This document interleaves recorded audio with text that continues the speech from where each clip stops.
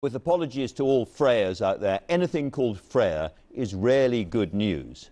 For years now, commentators and analysts have been talking about the possibility of a new centre party, and then they mostly say the next two words, Tony Blair. Well, at the end of last month, 11 MPs broke away, 8 from the Labour Party, to form the independent group. The Labour left derided them as Blairites. So what's the attitude of the man himself? He's with me this morning. But before we come to the Tiggers, as they're now being called, let me ask you about the change in, or the clarification of policy made by Jeremy Corbyn this week. He has come round to backing a second referendum. You must be delighted. Yes, I'm pleased with that. But I think right now the issue is not really the second referendum or not. I think we get to that at a later stage. The issue as we speak today is, does Parliament agree to Theresa May's deal, which is essentially a blind Brexit? In other words, we don't know whether we're getting a hard Brexit or a soft Brexit. A hard Brexit is something like a Canada-style free trade agreement. A soft Brexit's closer to Norway. And that is a fundamental difference, and we should resolve it before we leave. So the question right now is, do we agree to a deal that essentially leaves unresolved and therefore unclosed the fundamental question at the heart of Brexit? And the reason that she's doing this, by the way, is that the Cabinet, let alone the government, let alone Parliament, the Cabinet is fundamentally divided on that question. So the risk for Britain is that we leave not knowing what the future relationship with Europe is, pay the money up front, become supplicants to Europe, have no negotiating leverage, and then, of course, it's too late to do something about it if we decide we don't like it. You sound almost like a member of the ERG in that analysis, if I may say so. I mean, because what a lot of people will say is, yes, that's all true, but no deal is so scary to us that it's worth getting this deal across the line to avoid that. Yeah, but they're completely wrong, because you're perfectly able as Parliament now, if you have a delay to the process, which you'll probably need in any event, you should use the delay for a purpose. And the purpose should be to put to Parliament, do you want a hard Brexit or do you want a soft Brexit? Now, I believe that when Parliament's faced with that choice, because a hard Brexit is painful, a soft Brexit is pointless, then they will go to another referendum. Well, let's come on to the referendum then, because it's clear at the moment there aren't the votes in the House of Commons for another referendum. But also, have you any evidence at all that the country wants another referendum? Well, I think the evidence is mixed, but you can point to evidence that people want another referendum. Okay. I mean, it depends what polling you look at, and by the way, what question you raise. True, but for example, where if you ask people, if you support her deal, should it be confirmed in a referendum? There's actually quite a lot of support for that. Well, let me give you Sir John Curtis, who is kind of God on referendum questions. And he says there is little sign of any recent increase in support for a second referendum. Delta poll, and they're using new polls say 43% are in favour, 45% opposed, and opinions figures are even more against a second referendum. Yeah, so the country doesn't want it, Parliament doesn't want it. Isn't it time to give up on it? When you say the country doesn't want it, 43%, 45, I mean, that's pretty even Stevens. But the question for Parliament is, what's the right thing to do? And the risk of her deal is we're going to leave in circumstances where we don't know what we're getting. Now, by the way, Theresa May promised continually, if you remember, we would know in sufficient detail the future relationship with Europe so that we could make a decision. Because she can't get agreement in the Cabinet, for example, you know, Liam Fox, you're about to interview, Liam's in favour of a hard Brexit. He's in favour of a Canada-style free trade agreement. Amber Rudd, not Philip so Hammond, much. Well, opposed to it and in favour of a Norway-style agreement. This is a fundamental question. You've got to resolve it before you leave. Before we move on to other things, let's just finish with the referendum, because there's an awful lot of Labour MPs who will not vote for a second referendum, 40 to 60 by some accounts. Caroline Flint, who is a minister in your government, says, there are Labour MPs like me who will not support a second referendum. We can't ignore millions of Labour Leave voters. There are people on the Remain and Leave side for whom no deal will ever be good enough. The time has come to recognise that the decision to leave has been made by the British people. Everyone needs to show compromise. Why is she wrong? Okay, let me explain why I think she's wrong, although I have a great respect for Caroline. First of all, just on the pure politics of it, I think there's very good evidence that a majority of Labour voters want to remain and actually want another referendum. But leave that to one side. What Caroline wants is a soft Brexit. She wants Britain to remain permanently in a customs union. But the problem is, those people driving policy in the Conservative Party, they don't want that.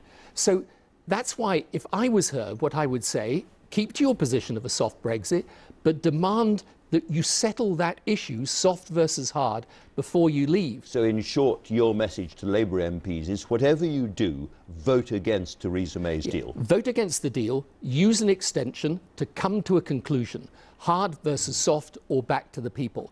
And I think you will get to another referendum when people understand that a hard Brexit is going to be deeply economically painful for the country, and a soft Brexit means that we just become a rule taker. It's in those circumstances that I think you mobilise a majority in Parliament to say, look, the sensible thing in these circumstances is to put it back to the people. Or, by the way, pass her deal subject to a confirmatory referendum.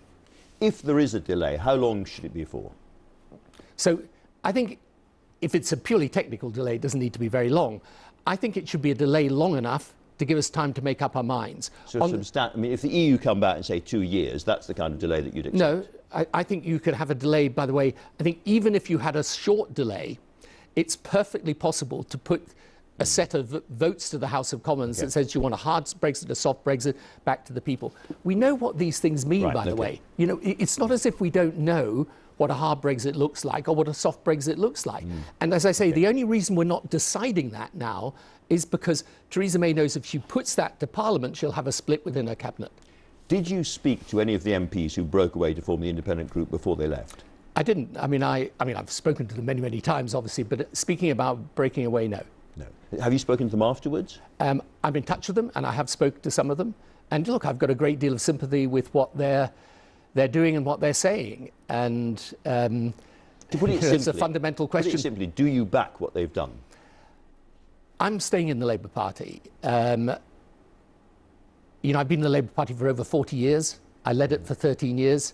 I was the longest serving Labour Prime Minister. You know, I'm deeply attached to the Labour Party, but do I sympathise with what they have done? Yes, I do. I think they're courageous in having done it. But I think there's a really fundamental question for the Labour Party in all of this, which is the following.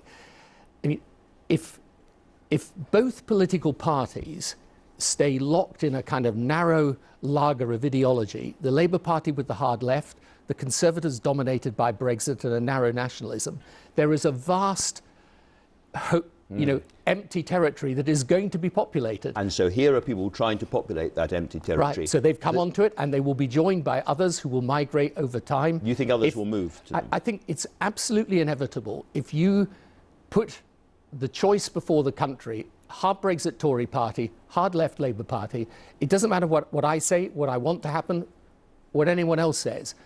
You leave that amount of territory, fertile territory, open, someone's going to come in and cultivate it. Because the great dilemma, the kind of moral, personal dilemma for a lot of Labour MPs now is, do they stay inside the Labour Party and fight, or do they go? I'm thinking of people like Siobhan McDonough, you know, who's one of your great supporters, a great enthusiast for your kind of politics. She said, I hope to remain a member of the Labour Party, but it's no longer unconditional.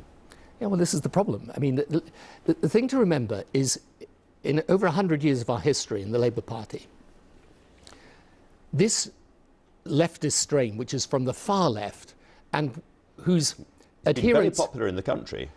I mean, you know, they did very well in the election. They're now 500,000 members of the Labour Party. You can debate that. I'm not so sure it's that popular in the country, but supposing it is, the question is not whether, actually, for me, whether it's popular or unpopular. The question is whether it's right or not right. Right. And the problem is, you know, in the Labour Party, we've never had that hard left strain in charge of the Labour Party. So when people compare what's happening with the so-called Tiggers and the Labour Party in the 80s, back then, you know, when I first met Michael Foot, I was the junior lawyer for the Labour Party. Michael was my client, and we were expelling militant, right? Yeah. And the leadership of the Labour Party was on a often inadequate but reasonably steady process of modernisation. Unfortunately, today, the leadership of the Labour Party is, as it were, the problems derive from their attitudes. The problem is, you say I'm going to stay inside the Labour Party, presumably to reform the Labour Party and move it back to your kind of politics. I just put it to you that that is not going to happen. It is a forlorn hope. John Lansman, the founder of Momentum, who knows about these things, says Tony Blair was never in the right party, and there will never be a return to his politics in Labour. And looking at the way the rules have changed, looking at the way the party's organised, he's probably right. He may be right, but I hope he isn't. And by the way, you know, there was a point in time when these guys were on the defensive. Okay, they're in charge of the Labour Party at the moment, but in the end, it's a question of, you know, is it possible to bring the Labour Party back?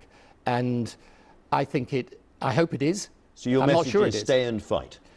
My message to people at the moment is, you know, I can only tell them what I'm doing. I am staying in the Labour Party. Am I deeply concerned about the Labour Party, its direction, its policy? Yes, I am. And that's why I'm saying to the Labour Party, you know, someone who led it to 3 election victories, guys, if you want to get back to winning ways, this is not the position to be in. Strange days when I quote Tom Watson to you, but Tom Watson is now setting up a social democratic group inside the Labour Party. When you were Prime Minister, if John Prescott, for whom you had agreements and disagreements, if he had set up a group inside the party, you'd have fired him, wouldn't you?